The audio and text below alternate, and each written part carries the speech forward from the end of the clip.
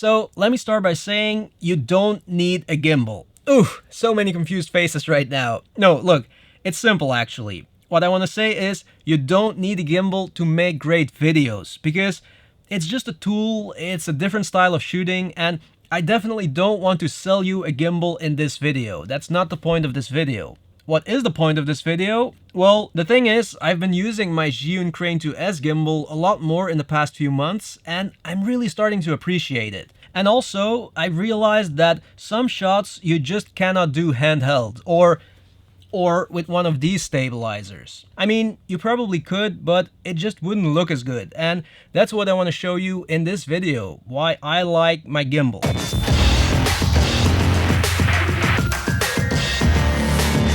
Okay, but first of all guys, I know that we all have these super short attention spans these days, but still, first I want to thank you all once again for being here, for watching my videos. It's been awesome so far, and you know, you all tell me that you're learning a lot from watching my videos, but trust me, I'm learning just as much from all of you and from making these videos. So what we have here is a win-win situation, right? That's all I want to say. Thank you for that. Okay, now back to gimbals. Let me start by showing you some situations and some shots that I think look better or are easier to do when using a gimbal. Because I do love handheld shooting and you can get super smooth shots handheld if you use slow motion and if you have good IBIS. But lately, I've been trying to improve my non-slow motion gimbal work. I've been practicing with my gimbal and, you know, shooting with a gimbal, it's different and it looks different. It's not better than handheld, it's just different. And that's what I love about it. And I think it's also because I've been shooting handheld for so long that now I feel like I want to use my gimbal a little bit more. But anyway, so these are the reasons why I like to use my gimbal. And some are very specific situations.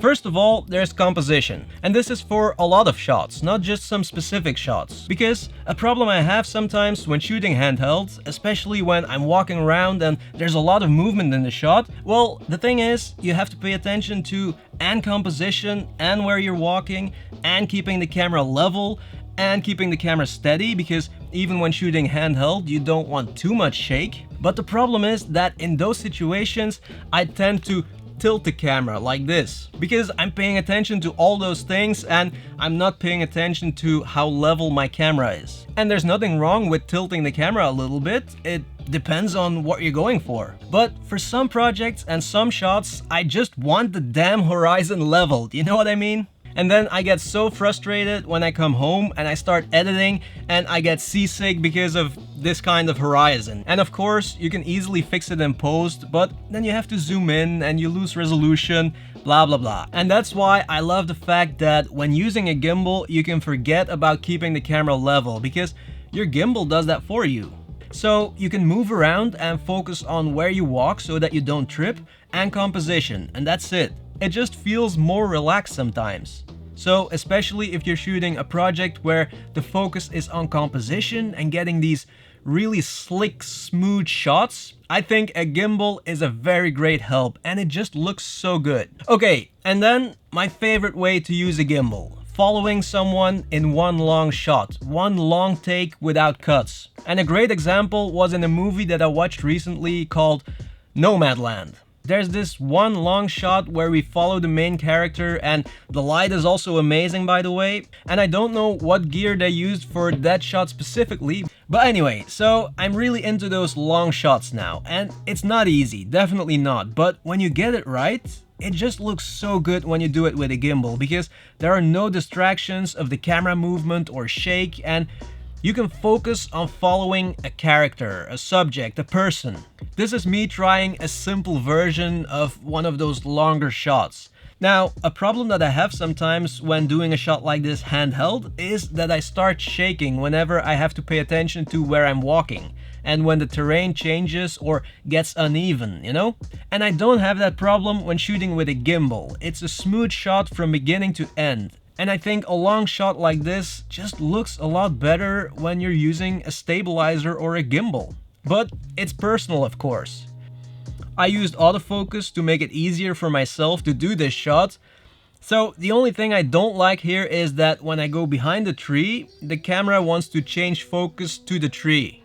But yeah, those are the difficulties that you have to deal with when you're a one-man band, you know? You're doing everything yourself. So for this specific shot, what I should do actually is use manual focus and then pull focus manually, but whew, doing that all by yourself, that's a tough one.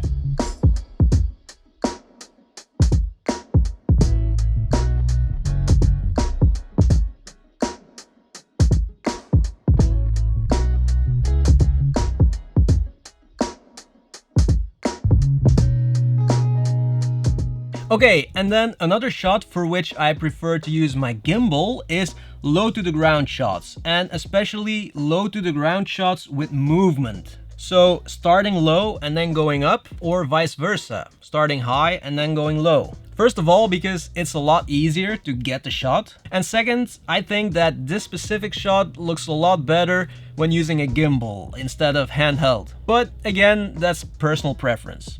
I actually realize now that a lot of the situations where I prefer using a gimbal involve a lot of movement and walking around, but that actually makes sense because that's what gimbals are for, you know, for movement and for walking around. Okay, and then the fourth reason,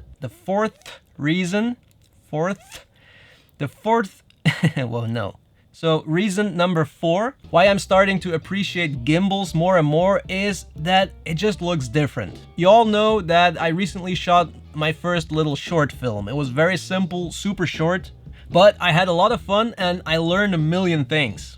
And I shot that short film using this stabilizer. Now, you all really like the result because using a stabilizer like this gives you that, like, it's not a super steady look, it's a little bit of like a floating shake, you know what I mean? So it went really well with the atmosphere of that little horror film. But do you remember or have you watched the movie Sicario? Sicario, is that how you pronounce that in Spanish? Sicario? I should ask Joanna. Sicario, I think it's like that, Sicario. Anyway, so I don't know if you've watched that movie, but there's this one scene when they arrive at the border and there's this big shootout. It's not an action-packed scene, but the thing is that all the shots are or super steady or not moving at all. And there's a lot of suspense and tension in that scene. I don't know what kind of gear they used for that scene and for those shots, but there's one shot in particular that stuck with me, and it's this shot, a slow pan of that dog barking.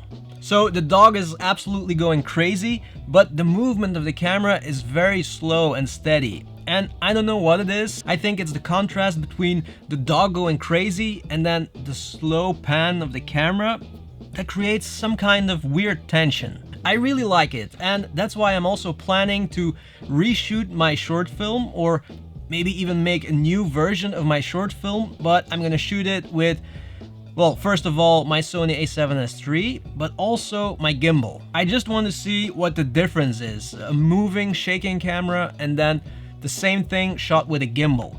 I'm curious.